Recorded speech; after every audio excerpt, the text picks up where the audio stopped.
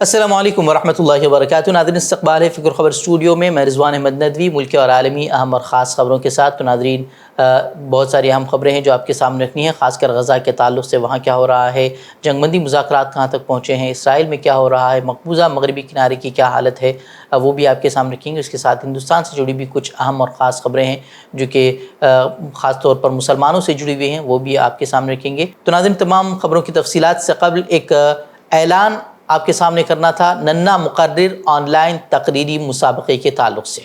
اس سے پہلے بھی اعلان کیا گیا تھا، اب جو ہے اس مسابقے کی پوری تفصیلات آپ کے سامنے رکھیں گے تاکہ بچوں کے لیے بھی جو ہے تیاری کرنے میں آسانی پیدا ہو۔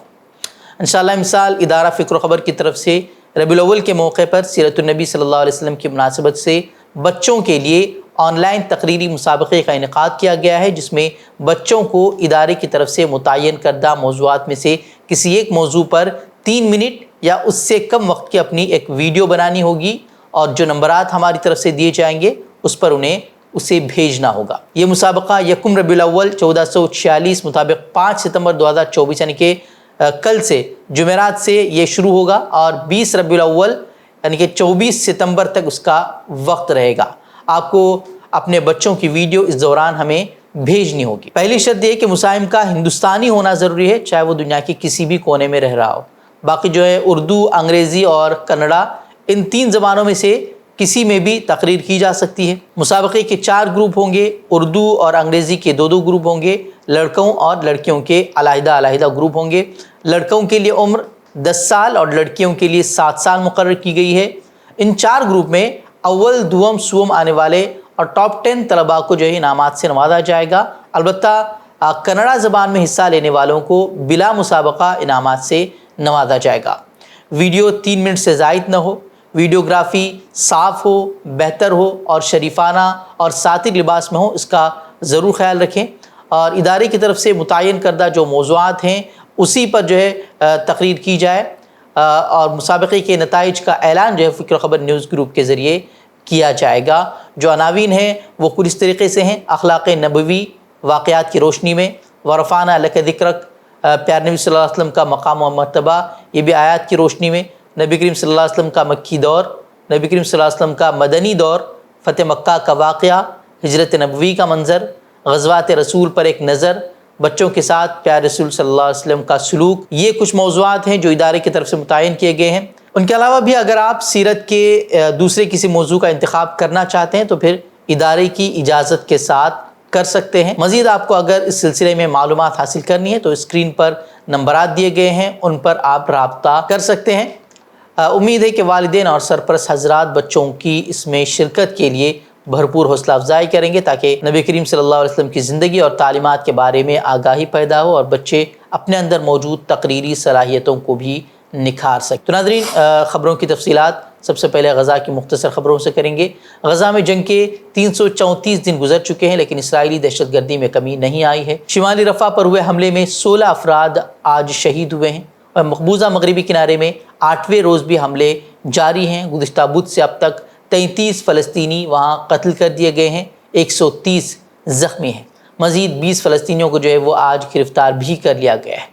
مقبوضہ مغربی کنارے میں جو اسرائیلی کارروائیاں کی جا رہی ہیں وہ دیکھ کر آپ کو حیرت ہوگی کہ وہاں کی زمین، سڑکیں جو ہے وہ بھی اسرائیلی فوج انہیں بھی کھود کر اسے تباہ کر رہی ہے، اور ہر ایک عمارت کے اوپر ایک سنائپر بٹھا دیا گیا ہے، یعنی کہ جو بھی گھر سے نکلے اس پر موت کا سایہ منڈلا رہا ہے۔ ایک طرح سے لوگوں کو نفسیاتی صدمے کا شکار بنایا جا رہا ہے، انہیں خوفزدہ کرنے کی کوشش کی جا رہی ہے۔ وہیں آج 300 سے زائد آباد کاروں اور انتہا پسندوں نے مسجد اقصیٰ پر دھاوا بولا ہے۔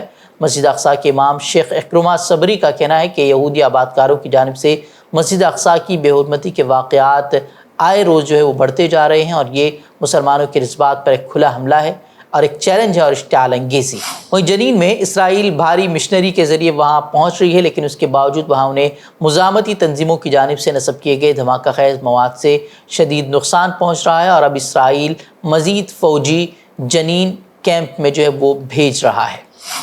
غزہ سے 6 ارغمالیوں کی لاشیں ملنے کے بعد اسرائیل میں پھوٹ پڑنے والے احتجاجات کا اثر اب دکھنے لگا ہے۔ جنگی جنون میں مبتلا نتنیاہو نے اب فیلاڈیلفیا کوریڈور سے فوج کو واپس بلانے کا یقین دلایا ہے۔ بتا دیں کہ یرغمالیوں کی رہائی، غزہ سے IDF کی واپسی کے علاوہ حماس اور اسرائیل کے درمیان سمجھوتے میں فیلاڈیلفیا گلیارہ بھی بہت اہم مانا جاتا ہے۔ حماس چاہتا ہے کہ اسرائیلی فوج اسے چھوڑ دے، جبکہ نتنیاہو اس بات پر وضد تھے کہ وہ کسی بھی قیمت پر اسے قبول نہیں کریں گے۔ لیکن اب اسرائیلی وزیر اعظم کے تیور نرم پڑ گئے ہیں اور اس نے جنگ بندی کے دوسرے مرحلے میں فیلاڈیلفیا گلیارے سے فوج کو واپس بلانے کا یقین دلایا ہے۔ دوسری جانب مصر نے فیلاڈیلفیا سے متعلق نتنیاہو کے وعدے پر شک کا اظہار کیا ہے۔ انہوں نے کہا کہ نتنیاہو کی باتیں صحیح معلوم نہیں ہو رہی۔ اور مذاکرات کے تعلق سے اگر بات کریں تو خبریں ہیں کہ ثالثی ممالک نے اسرائیل سے ایک بار پھر جنگ بندی کے سلسلے میں رابطہ کیا ہے، جس میں موساد کے سربراہ نے جنگ بندی کے دوسرے مرحلے میں فیلاڈیلفی راہداری سے نکلنے کی یقین دہانی کرائی ہے۔ دوسری طرف بات کریں تو اسرائیل کے قومی سلامتی کے وزیر، جو کہ فلسطینیوں کے سخت ترین دشمن بھی ہیں، اس نے کہا ہے کہ وہ حماس کے ساتھ مذاکرات کو روکنے کے لیے کام کر رہا ہے۔ اس نے مطالبہ کیا ہے کہ مذاکرات بھی بند کیے جائیں اور غزہ میں ایندھن اور بجلی کی فراہمی بھی روکی جائے۔ یہ شرانگیز مطالبہ اس کی طرف سے کیا گیا ہے۔ وہ اسرائیل میں احتجاجی مظاہرے وہ لگاتار ہو رہے ہیں۔ آج بھی اسرائیلی اسیران کے اہل خانہ سمیت کئی لوگوں نے تل ابیب میں نتنیاہو کی لیکوڈ پارٹی کے صدر دفتر کے باہر احتجاج کیا۔ وہ لگاتار یرغمالیوں کی رہائی کے لیے معاہدے کا مطالبہ کر رہے ہیں۔ نتنیاہو نے برطانیہ کی جانب سے کچھ ہتھیاروں کو فراہم نہ کرنے کو شرمناک قرار دیا ہے۔ 40,000 سے زائد فلسطینیوں کا قتل عام کرنے والے اور 2 ملین سے زائد لوگوں کو بے گھر کرنے والے نتنیاہو نے حماس کو نسل کشی کرنے والی تنظیم قرار دیتے ہوئے کہا کہ یہ شرمناک فیصلہ نسل کشی کی دہشت گرد تنظیم حماس کو شکست دینے کے لیے اسرائیل کے عزم کو تبدیل نہیں کرے گا۔ آپ کو معلوم ہونا چاہیے کہ گزشتہ روز برطانیہ نے اعلان کیا تھا کہ وہ کچھ لائسنسوں کو، ہتھیاروں کے لائسنسوں کو معطل کر دیں گے تاکہ وہاں جو مہلک ہتھیار ہیں وہ اسرائیل تک نہ پہنچ سکے۔ وہ امریکہ میں تعلیمی سال کے آغاز کے ساتھ ہی فلسطین کی حمایت میں اور نسل کشی کے خلاف احتجاجی مظاہرے پھر سے منظم ہو رہے ہیں۔ کولمبیا یونیورسٹی کے باہر طلباء پھر سے مظاہرہ شروع کر چکے ہیں۔ ان کا مطالبہ ہے کہ ادارے کو اسرائیل سے الگ کیا جائے۔ بتا دیں کہ گزشتہ تعلیمی سال بھی کئی یونیورسٹیوں میں احتجاجی مظاہرے کیے گئے تھے۔ حکومت نے انہیں طاقت کے بلبوتے دبانے کی بھی کوشش کی تھی اور سینکڑوں طلباء کو گرفتار بھی کیا گیا تھا، لیکن اس کے باوجود یہ مظاہرے رکنے کے بجائے مزید شدت اختیار کر گئے تھے اور فرانس، آسٹریلیا سے لے کر کئی مغربی ممالک میں یونیورسٹیوں میں طلباء وہ دھرنے پر بیٹھ گئے تھے۔ اور ایک بار پھر اب ایسا لگ رہا ہے کہ ایک بار پھر مظاہرے پھر سے وہ شدت اختیار کر جائیں گے۔ ہندوستان میں بلڈوزر اس وقت عوام سے لے کر عدالت تک موضوع بحث ہے۔ بلڈوزر کی شبیہ BJP حکمرانی والی ریاستوں نے تخریب کاری، انہدامی کارروائی، لوگوں کے سروں سے، خاص طور پر مسلمانوں سے چھتوں کو چھیننے اور بے گھر کرنے کی بنا دی ہے۔ بلڈوزر کا نام سنتے ہی فوری طور پر تباہی کا ذہن میں تصور ابھرتا ہے، لیکن ان منفی تصور اور انہدامی شبیہ کو ہریانہ کے ایک مسلمان نے تبدیل کر کے رکھ دیا ہے۔ جہاں اس بلڈوزر کی تعریف لوگوں کے ذہن میں تباہی کا تصور پیش کر رہی تھی، وہیں اس نے سیلاب میں پھنسے 9 لوگوں کی زندگی بچا کر گھر آباد کرنے کا کام انجام دیا ہے، جس کی وجہ سے ہر طرف سبحان نامی اس نوجوان کی تعریف ہو رہی ہے اور ایک حقیقی ہیرو کی طرح اس کا استقبال کیا جا رہا ہے۔ سبحان خان نے مسلمانوں سے نفرت کرنے والی BJP ریاستوں کو پیغام دیا ہے کہ جس بلڈوزر سے تم لوگوں کو تباہ و برباد کرتے ہو، اس بلڈوزر سے لوگوں کی زندگیاں بچائی بھی جا سکتی ہیں، لوگوں کا گھر بھی آباد کیا جا سکتا ہے۔ معاملہ تلنگانہ کا ہے۔ تلنگانہ کے کھمم ضلع میں بہادری کا واقعہ سامنے آیا ہے۔ ہریانہ کے سبحان خان وہاں ایک حقیقی زندگی کے ہیرو کے طور پر ابھرے ہیں، جب انہوں نے سیلاب کے درمیان کھمم ضلع میں پھنسے 9 لوگوں کی زندگی بچائی۔ اس سیلاب میں پھنسے لوگ امید کی نظروں سے حکومت اور انتظامیہ کی طرف دیکھ رہے تھے۔ لوگ بھی اس بات پر غور و فکر کر رہے تھے کہ ان کی جان کیسے بچائی جائے۔ سبحان نے بلڈوزر کا رخ اس پل کی طرف موڑ دیا جہاں سیلاب کا پانی تیزی سے بہہ رہا تھا۔ اس پرخطر کام کو بخوبی اور کامیابی کے ساتھ انجام دے کر سبحان نے ان 9 لوگوں کی جان بچائی، جس کی سوشل میڈیا پر اب تعریفیں کی جا رہی ہیں۔ ہریانہ میں 12ویں جماعت کے طالب علم کو گورکشک گروپ سے وابستہ گنڈوں نے مویشیوں کا اسمگلر سمجھ کر گزشتہ روز گولیاں مار کر ہلاک کر دیا تھا۔ اب پولیس نے دعویٰ کیا ہے کہ اس بات کا کوئی ثبوت نہیں ہے کہ ملزمین گائے کی حفاظت کرنے والے گروہ کا حصہ تھے۔ تاہم ایک ملزم کی ماں نے خود NDTV کو بتایا کہ اس کا بیٹا گائے کا محافظ ہے، یعنی کہ گورکشک ہے۔ حالانکہ اس نے اس بات سے انکار کیا کہ اس نے گولی چلائی جس سے طالب علم کی ہلاکت ہوئی۔ وہ NDTV نے کوشک کے دفتر میں کام کرنے والے نامعلوم افراد کے حوالے سے بھی کہا ہے کہ وہ گائے کے محافظ کے طور پر مشہور ہیں۔ مزید 12ویں جماعت کے طالب علم کے والد سیانند مشرا نے بھی دی ہندو کو بتایا تھا کہ کوشک نے پولیس کی تحویل میں لینے کے بعد اعتراف کیا تھا کہ اس نے مشرا اور اس کے دوستوں پر گولی چلائی کیونکہ اسے یقین تھا کہ وہ گائے کے اسمگلر تھے۔ متاثرہ کے والد نے دعویٰ کیا کہ ملزم نے اعتراف جرم ان کی موجودگی میں کیا، تاہم اب بھی پولیس یہی کہہ رہی ہے کہ وہ دونوں دعووں اور ان کے گائے کے محافظ ہونے کے امکان کی جانچ کر رہی ہے۔ آسام میں بسوا سرما حکومت کا مسلمانوں کے خلاف اقدامات جاری ہے۔ ایک بار پھر دلدوز منظر آسام سے سامنے آیا ہے، جہاں 28 مسلمانوں کو حراستی کیمپ میں ڈال دیا گیا ہے۔ اہل خانہ سے جدائی کا منظر دل دہلا دینے والا ہے۔ وائرل ویڈیو میں لوگ روتے اور بلکتے ہوئے نظر آ رہے ہیں۔ بتایا جا رہا ہے کہ 28 مسلمانوں کو غیر ملکی قرار دیا گیا ہے، ان کے پاس ہندوستانی ہونے کے دستاویزات مکمل نہیں ہیں۔ 28 لوگوں میں سے 9 خواتین ہیں اور 19 مرد ہیں۔ جس وقت ان تمام لوگوں کو پولیس ایک بس میں بھر کر حراستی کیمپ لے کر جا رہی تھی، اہل خانہ کا رو رو کر برا حال تھا۔ وہیں آسام کی مسلم اسٹوڈنٹ یونین نے اس معاملے پر اعتراض کیا ہے۔ آسام کی مسلم اسٹوڈنٹ یونین کے صدر عاشق ربانی نے اسے سراسر غلط قرار دیتے ہوئے کہا کہ وہ اس اقدام کے خلاف احتجاج بھی کریں گے۔ دوسری جانب گوہاٹی ہائی کورٹ کے سینئر وکیل رضا الکریم نے آسام کی پارٹی تنظیم سے اپیل کی ہے کہ ان 28 افراد کی ہر ممکن مدد کرے۔ بلڈوزر جسٹس کے متنازع طرز عمل کی سخت سرزنش کرتے ہوئے سپریم کورٹ نے پیر کو اعلان کیا تھا کہ وہ جائیدادوں کے انہدام کو کنٹرول کرنے والے ملک کی سطح پر اس کے رہنما اصول وضع کرے گی۔ عدالت عظمیٰ نے سوال کیا تھا کہ ایک مکان کو صرف اس لیے کیسے گرایا جا سکتا ہے کہ وہ فوجداری کیس کے ملزم کا ہے۔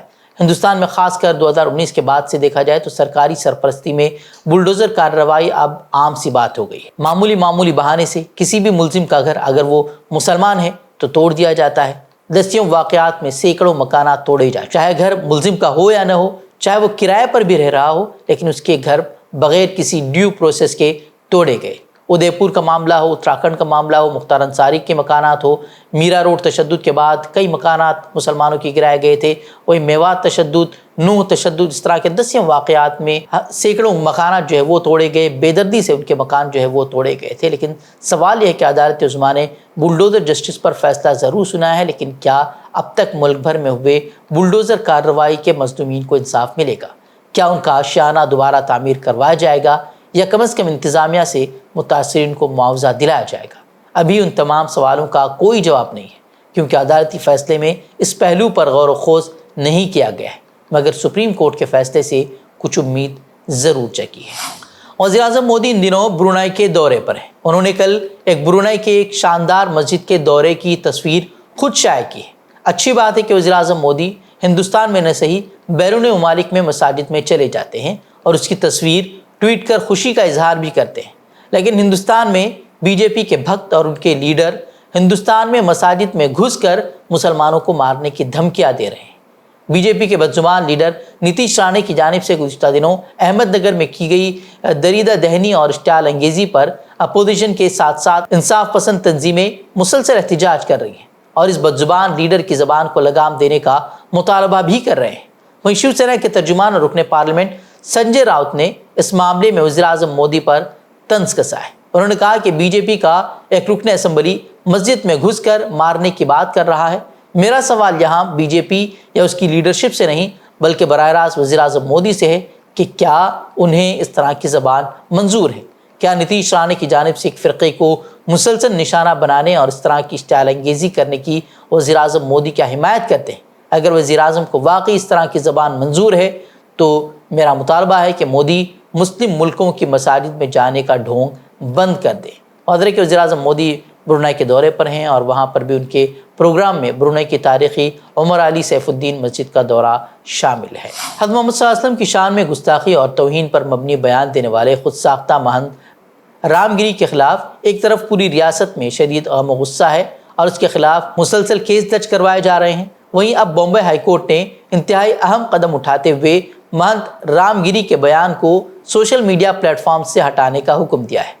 بامبے ہائی کورٹ نے پولیس کو سائبر ماہرین کی مدد سے مختلف سوشل میڈیا پلیٹ فارمز پر موجود رام گری کے نفرت انگیز توہین آمیز اور گستاخانہ بیان کے تمام ویڈیوز کو یا تو ہٹانے یا بلاک کر دینے کا حکم دیا ہے۔ وہ عدالت میں یہ بھی اپیل کی گئی تھی کہ مہنت کو گرفتار کیا جائے، کیونکہ ریاستی سطح پر احتجاجاً بہت سے لوگ بھوک ہڑتال پر بیٹھ گئے ہیں اور مہنت گیری کی گرفتاری کا مطالبہ کر رہے ہیں۔ اس پر بینچ نے کہا کہ قانون اپنا کام کرتا ہے، اس پر اس طرح سے دباؤ بنانے کی ضرورت نہیں ہے۔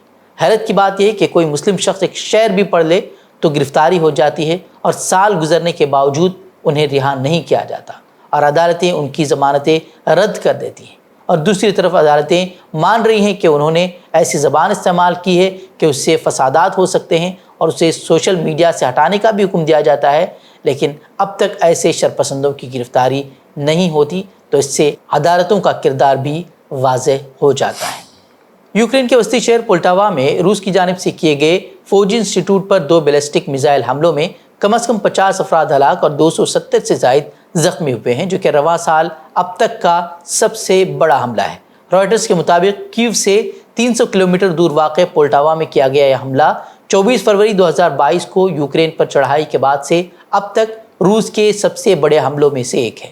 صدر ولادیمیر زیلنسکی نے ٹیلی گرام میسیجنگ ایپ پر اپنے پیغام میں کہا کہ اس حملے کے لیے یقینی طور پر روس کو جواب دہ ٹھہرایا جائے گا۔